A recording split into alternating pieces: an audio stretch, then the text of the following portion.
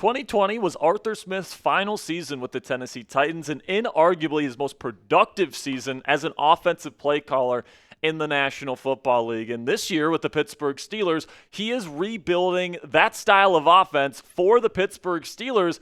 And honestly, guys, this year's version of that offense under Arthur Smith might be even better than what it was in Tennessee. Welcome into Steelers Talk. I'm your host, Jack Sperry. Before we get into the Steelers offense this year and why I think Arthur Smith is about to really ramp things up offensively here in Pittsburgh, click that thumbs up icon if you are excited for this season for the black and gold. My prediction is this is going to be the best offensive campaign for the Pittsburgh Steelers since 2017. If you're with me on that and you're excited, click that thumbs up icon to kick off today's show. So first, let's talk about that 2020 Titans offense that got Arthur Smith hired as a head coach in this league with the Atlanta Falcons in 2021. And you look at the production from Tennessee that year, man, top 10 in all the categories you look at. Fourth in scoring offense, over 30 points a game with Ryan Tannehill as their starting quarterback. Third in total offense, seventh in third down offense. It's the worst metric on this graphic, by the way. Second in red zone offense with 74% of their red zone trips leading to touchdowns and only 12 giveaways, which was second fewest in the NFL that year. So one of the best offenses in the National Football League, leading to a number one seed in a loaded AFC with other quarterbacks in that conference like Josh Allen, like Patrick Mahomes, like Joe Burrow, like Lamar Jackson, the same teams that the Steelers are going to be trying to compete with this year. And the subtle beauty of Arthur Smith's offensive scheme is that it isn't anything fancy. It's not like, the RPO and motion-heavy offenses that you see in San Francisco and in Miami and in Minnesota and all these different teams. And those are great schemes, don't get me wrong.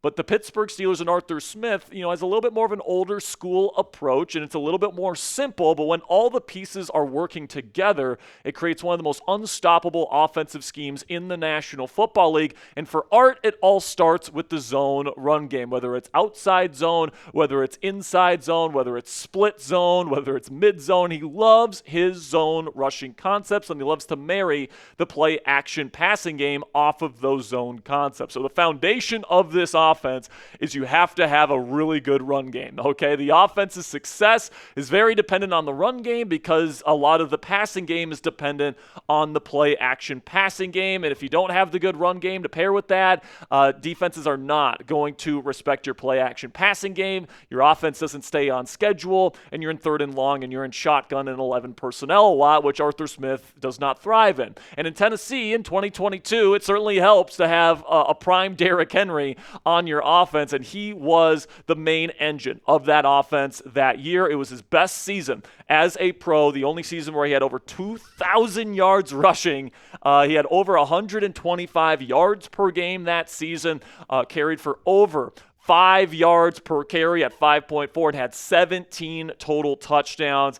He was absolutely phenomenal, definitely the best back in football. He led the league in rushing that year. But what was even crazier about Derrick Henry's season that year and then Arthur Smith's ability to scheme things open for him there in the run game is that Tennessee's offensive line was good, don't get me wrong, but it wasn't necessarily like Philadelphia Eagles dominant either. You take a look at the people that had the most reps at their given positions that year. Remember, Taylor Lewan went down in week 5 that year with a major injury. He was out for the rest of the season. So they had David Quessenberry as their starting left tackle. He had a decent PFF grade, but he's certainly nothing to write home about. Their other tackle, Dennis Kelly, no longer a starter in the National Football League. He was their starting right tackle. Nate Davis stinks, and he had a 71.1 PFF grade that year in this offense. Now, Ben Jones and Roger Saffold were really good this year back in 2020, and they were great fits in this scheme, but it's not like these guys are just like a dominant, mauling type of offensive lineman, which certainly gives some hope for the Pittsburgh Steelers to have a successful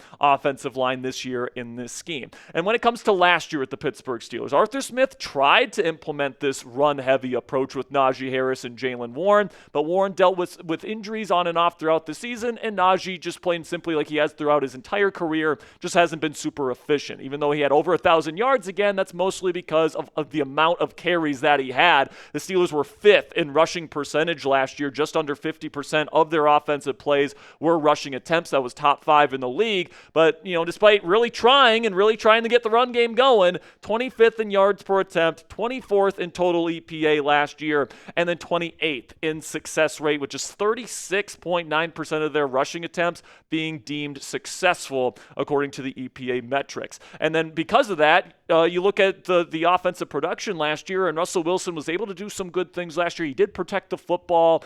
They had some big games statistically, and because of that, you were able to get to 16th, which is right in the middle in terms of scoring offense. But then the total offense, 23rd, that's below average. The third down offense was fine, but then the red zone offense, 29th in the league. The Steelers were not very good whatsoever rushing the football, which put a cap on just how good this Steelers offense could be in 2024. And plain and simple, guys, it comes down to this, okay? If the Steelers cannot develop a top-notch run game under Arthur Smith here in 2025, it's going to be an uphill climb for this team to be the true Super Bowl contenders that they're trying to be this year and have that top 10 offense that this team has not been able to build since the Killer B era. Now, the good news is here, guys, is that the run game, I think, is in good hands this year, and I think it is better, and it will be better this year than it was last year with Jaylen Warren and Caleb Johnson, the rookie out of Iowa, coming in. We'll start with Jaylen Warren because he's going to be the presumptive RB1 to start this season, and I think as a bridge RB1, I do think Caleb is eventually going to be the early down, quote-unquote, RB1 in this offense, but in the interim, while KJ gets ready, Jaylen Warren is one of the more underrated running backs in the entire National Football League. Warren, in his first 3 years in the National Football League, 1 out of 3 running backs in NFL history to average 5 or more yards per touch in 3 straight seasons. All right, so he's one of the most efficient running backs we have ever seen in the first 3 years of his career. It's unfortunately he hasn't gotten more touches because Najee Harris was the lead back here, but now that Najee is out and Warren is in, he's going to have more opportunities. And since 2022, his first year in the league, guys, he's number 2 in explosive run rate, number 6 in yards after contact, so he's excellent at breaking tackles. He's number 6 in yards per carry, so the efficiency is really good, and he's number 6 in success rate. So I fully expect Jaylen Warren to be a huge upgrade at number 1 running back compared to what Najee Harris was providing for this team last year. And yes, eventually Caleb Johnson is eventually going to take over that early down role. If you're looking for somebody to fill that quote-unquote Derrick Henry role in this offense, Caleb is 230, right? He is very big and he's very fast. He was listed at over 22 miles per hour multiple times at Iowa last year for being that size. And once he gets to that second level, guys, with that speed and with that size combination, he, like Derrick Henry, he's very hard to bring down. Now, he's not quite as big as King Henry is, and I'm not necessarily saying he is going to be Derrick Henry back in 2020 this season, right? I think he's going to have his rookie, lumps. He's going to have to take those lumps. He's not very good as a pass catcher right now. He's not very good as a pass protector because he just didn't do those things at Iowa. So he's going to have some areas of the position that he's going to have to learn, but he's such a perfect fit for the outside zone running scheme on early downs that Arthur Smith wants to run with the Steelers offense, and I think it's just set up to be a perfect transition because you got Jaylen Warren to be a good number 1 running back while Caleb is starting to get acclimated to the league. But whenever he's ready, Jaylen Warren can just go back to being arguably the best third down running back in the National Football League. And then the best case scenario for this group, guys, is Caleb Johnson is an immediate star in this league, which he has the potential to be. And then you got Jaylen Warren on those pass-heavy downs to be a pass protector, to be a pass catcher, to be a screen threat, to do all those different things for this team. And it could be one of the best running back duos in the National Football League in very short order. And then when it comes to third down work, while Jaylen Warren is in there as the number 1 running back, this is why they bring in a guy like Kenny Gainwell in free agency, who's a really good third down back in his own right. Plus, if KJ or Jaylen Warren, God forbid, go down with an injury, Kenny's more than capable of going in there and being that third down back. The Steelers really made it a point of emphasis. They saw how the Jaylen Warren injury last year affected this running back room and this rushing game as a whole. They didn't want that to happen this year. So getting a good depth piece like Kenny Gainwell was huge for them. And I actually think on the first depth chart of the season, Kenneth Gainwell might be the number 2 running back on the Steelers depth chart because of that. Now, Pittsburgh's running back rotation has a chance to be special in my opinion, guys, all right? You got a guy in Caleb Johnson who's big, he's fast, he's a big play threat, and he's a perfect fit for the zone rushing scheme that Arthur Smith wants to run. He's eventually going to be that quote-unquote Derrick Henry type of running back in this scheme. And then you got Jaylen Warren, who's going to be one of the best third down backs in the National Football League, if not the best in his own right. So I think that this has a chance to be a really special combination here in Pittsburgh, and I hope they can keep these two guys in the running back room here in Pittsburgh for as long as possible. But Jack, what about the offensive line? These running backs can only be so good if the offensive line stinks, right? And that's absolutely true, guys. The offensive line here in Pittsburgh, in my opinion, is the biggest X factor that's going to decide just how good the Steelers are on offense and how good they are as a team this year. If they stink and these younger players don't develop, this team's going to have a cap on them, both offensively and as a whole. But there's a lot of talent here, guys. First-round picks on the bookends of your tackle positions there. Broderick Jones and Troy Fautanu. Mason McCormick is another very physically talented young player that's going to be looking to take a year two leap here. Seumalo and Frazier are very solid, but we saw in that Tennessee Titans offensive line earlier in the show, guys, that group had a lot of question marks as well, and they were still able to be very, very good. The question marks on the Steelers O-line this year are very legitimate. Broderick Jones has been terrible at right tackle his first 2 years in the league. Is he going to play better at left tackle? He really needs to if he wants to maintain a starting position on this team. Can Mason McCormick, after struggling a little bit his rookie season, take that year two leap? I have certain faith that he will be able to do that, but we'll see. And then Troy Fautanu, he played really good in that one game. He did play against the Broncos last year. Really good pass rush, by the way, that he was able to stymie, but he's got chronic knee issues, or at least that's the fear. So can he stay healthy? That's going to be a big question mark as well for the Pittsburgh Steelers. But if all these guys kind of, take another step forward, and this is a pretty darn good offensive line this year, we already talked about the running back room. I think that this group has a lot of talent and potential, and I think that if they hit, that this could be one of the best run games in the National Football League, just like the Titans was in 2020 under Arthur Smith. So predict it for me down there in the comment section. Will the Steelers have a top 10 run game in 2025? Simply give me a yes or a no down there in the comment section. This will be the pinned comment on today's show. In just a second here, I'm going to tell you about our sponsor today at Fanatics. While I'm telling you about Fanatics today, simply give me a yes or a no down there in the comments. With that, let's have word from our sponsor today at Fanatics, where you guys can go to chatsports.com/PittHoodie to get this Pittsburgh Steelers sweatshirt 50% off today. It also helps out the channel. Every single purchase that is made using our link, some of the proceeds go to us here at Steelers Talk. So if you guys want to help out the channel and you want to get a really stylish Steelers hoodie, 50% off today, you can go to chatsports.com/PittHoodie to make that happen.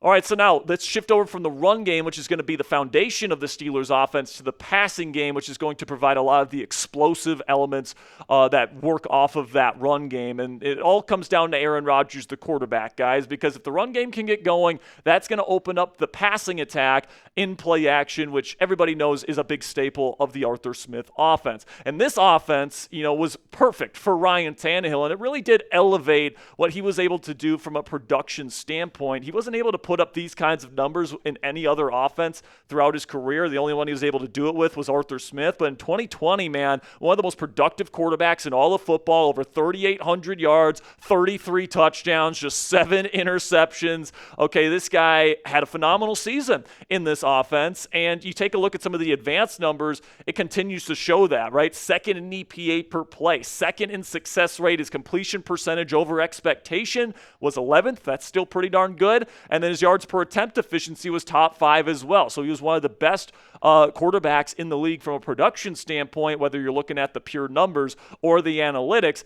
But his big-time throw percentage, which is, according to PFF, the amount of throws where he was elevating the room and he was putting it in a super tight window, it's not schemed open, etc. Just 3.7% of his throws that year were big-time throws. So that tells me that Arthur Smith and the run game and the play-action game was opening up a lot of open windows for him to throw to. He had a lot of open receivers to to throw to. Now, to Tannehill's credit, one of the strengths of his game is that he is so good at playing in rhythm, okay? Like, he is somebody that's able to do a good job, playing in rhythm, playing on time, getting the ball to his receiver when it's supposed to get there, and executing the offense.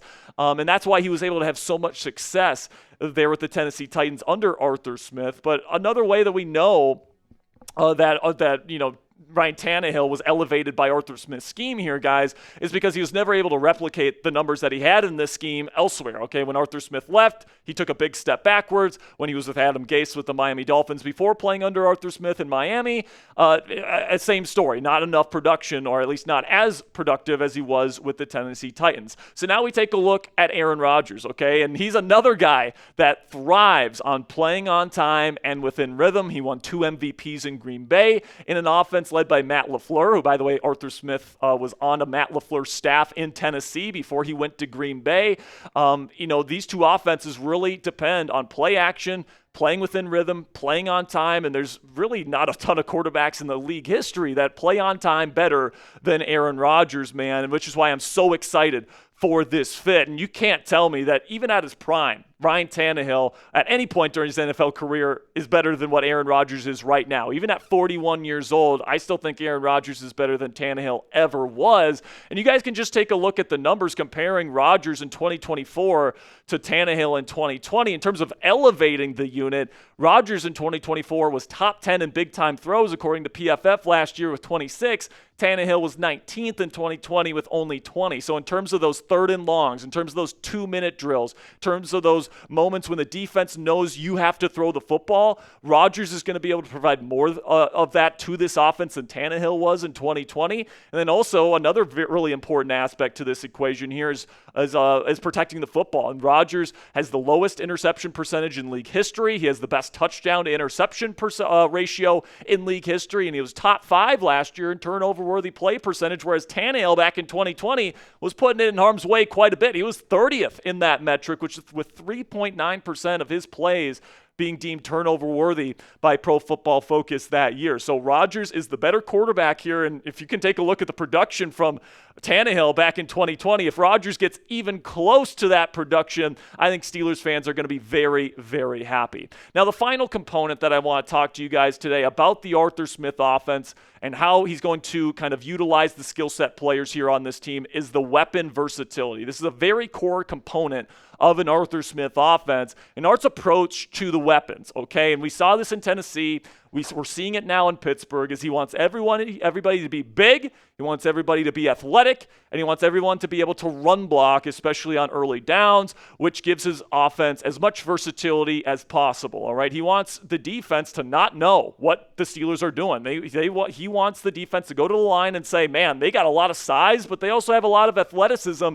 They could run the football and bully us, or they could throw the ball and they can out-athlete us as well. And this is why Arthur Smith loves heavy formations. Everybody knows and everyone talks about how Arthur Smith loves his 12 and 13 personnel packages. That's 2 and 3 tight ends. And you can bet your bottom dollar the Steelers will probably lead the NFL in 2 and 3 tight end sets this year, especially after the addition of Jonnu Smith. And what Art wants and what he's trying to get out of an opposing defense is he's trying to have size to win with physicality. He wants to have more size than the defense on the field to be able to win in the trenches with the run game like we talked about, but also have enough athleticism to burn a defense through the air if they're selling out for the run. And the goal that he is trying to accomplish is he wants to put as much size on the field as possible to force the defense to go into heavier base personnel instead of the nickel and dime personnel that is dominating the modern NFL. Okay, and the main benefits of that is, number one, NFL defenses are not used to running heavier packages, and it's going to create a unique challenge for defenses when they play the Pittsburgh Steelers versus pretty much any other modern NFL offense on a week-to-week basis. And then the second thing is, too, slower defensive personnel means more yak opportunity for their weapons, guys like DK Metcalf, Jonnu Smith, Calvin Austin III, not to mention their running backs like Caleb Johnson. If the defense is playing heavier and slower, if Caleb Johnson gets up to 22 miles per hour, good luck catching up to him, okay? Plain and simply, that's all I'm going to say on that. But now I want to talk a little bit here about what Pittsburgh Pittsburgh plans for their weapons in 2025, because I think there's 6 players, 6 weapons that the Steelers plan to use on a regular basis this year, and they all have their role in this Arthur Smith scheme. We'll start with the number 1 wide receiver and the alpha big dog in this group, and that is DK Metcalf. And he's going to be playing the same role that A.J. Brown played in this offense as the true X receiver. Okay, and the X receiver in this offense, when it's working right, is that you got elite size, elite speed, and you have really good instincts as a run after the catch threat. That's what made A.J. Brown one of the best receivers in football in 2020, with over 1,000 yards, 70 receptions, over 15 yards a catch, and 11 touchdowns. You bring up that Ryan Tannehill highlight tape from 2020, a lot of it is just slants and in routes to A.J. Brown, and he is taking it for massive gains. The Steelers are hoping that they're able to establish that same run game and then rip those in cuts to DK Metcalf, where they're going to force these smaller DBs to tackle him in open space, and good luck doing that when DK has a head of steam. And he's one of the most underrated run after the catch receivers in the NFL. Everybody thinks because DK's a big receiver that he's like a 50-50 ball winner like DK Metcalf. That's actually not the case. He's actually not really good in contested catch situations. Where he's special is he gets the ball in open space and he uses those long strides and that size to be able to just run away from people, okay? So there's a concept in the Shanahan-style offense called the drift concept, which is a play-action concept. They ran it a lot in Tennessee back in 2020. It really is responsible for a lot of A.J. Brown's production, where it's just a simple play action off of split zone, and then you throw over the middle of the field there to that X receiver that lines up to the left. DK Metcalf's going to be running a lot of these drift routes, and if defenses continue to move up to defend the run, Aaron Rodgers is just going to rip that drift route right over the middle of the DK, and if there's a limited amount of defenders back in the secondary, good luck trying to bring him down, and that's exactly what the Steelers want heading into this season. Another yak threat in this offense is going to be Jonnu Smith, who they just added in the Jalen Ramsey trade. He's going to be playing kind of that quote-unquote big slot wide receiver role, but he's going to get a lot of manufactured touches, screens, underneath routes, a lot of different things, sometimes even jet sweeps to get him the ball out in space. For a 240-pound guy, he really moves well, and people don't understand, he plays in the slot a lot, all right? Like, he's technically a tight end, but he really is just a giant slot receiver. The most snaps last year in Miami was in the slot. He did play quite a bit in line. He even played a little bit out wide, I actually think, in their 12 personnel packages, or 12, 13, whatever you guys want to call it. There's going to be some motions to get Jonnu Smith to line up outside, and then he's going to get some screens out there where you're going to be hoping that a DB is trying to tackle him out in space. And when the Miami Dolphins played him that way, he was one of the most productive tight ends in all of football last year. He was second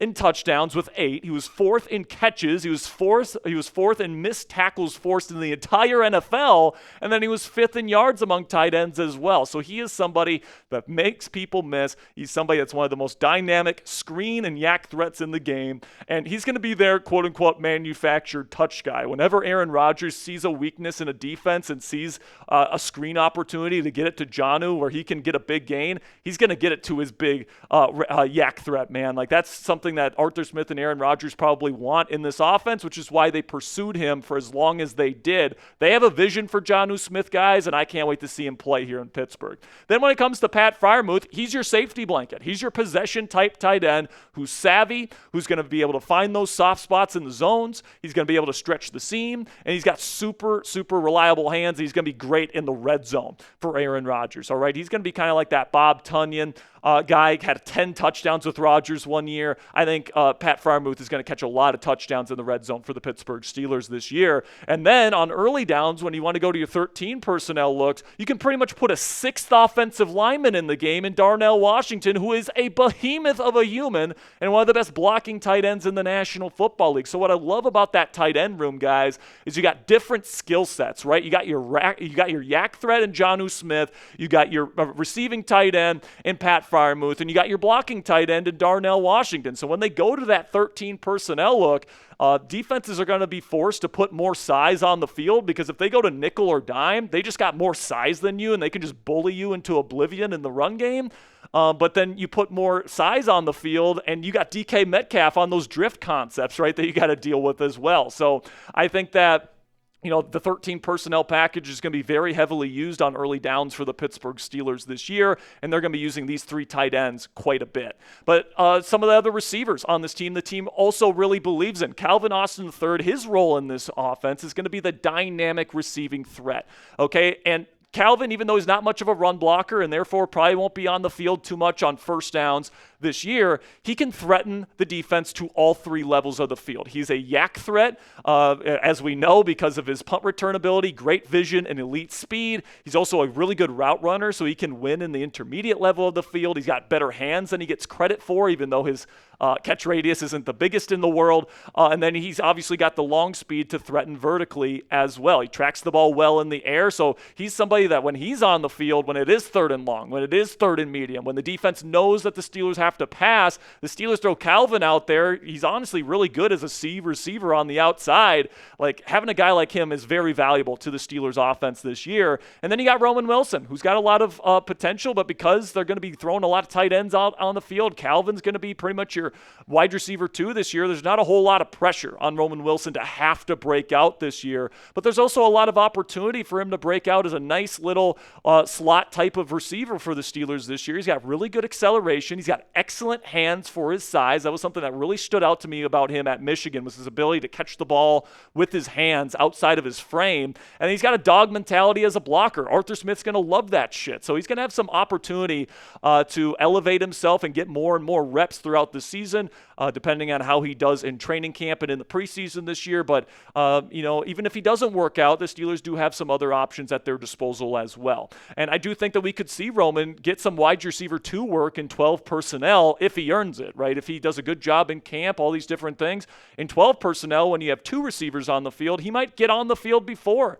Calvin Austin III because of the upside that he brings as a run blocker. So in your 12 personnel looks, you got, of course, DK Metcalf. You're probably going to have Jonnu and Pat on the field for most of your 12 personnel looks. But then, Calvin Austin III, Roman Wilson, depending on how Roman develops this year, it could be Roman, it could be Calvin. Either way, I think you're in a pretty decent spot. And then when you go to your 11 personnel packages, and this is when, it's 3rd and long, 2-minute drill, end of game situations, the defense knows that Aaron Rodgers has to pass the football. You got DK as a really good X. You got Calvin as somebody that can threaten to every level of the field as the Z. And then Roman Wilson, another guy that can threaten you to all 3 levels in the slot. And then Pat Freiermuth is your possession type tight end. So if you need to throw up a 50-50 ball somewhere in tight coverage, Pat can bring down a first down reception for you. So I really like this look here, guys.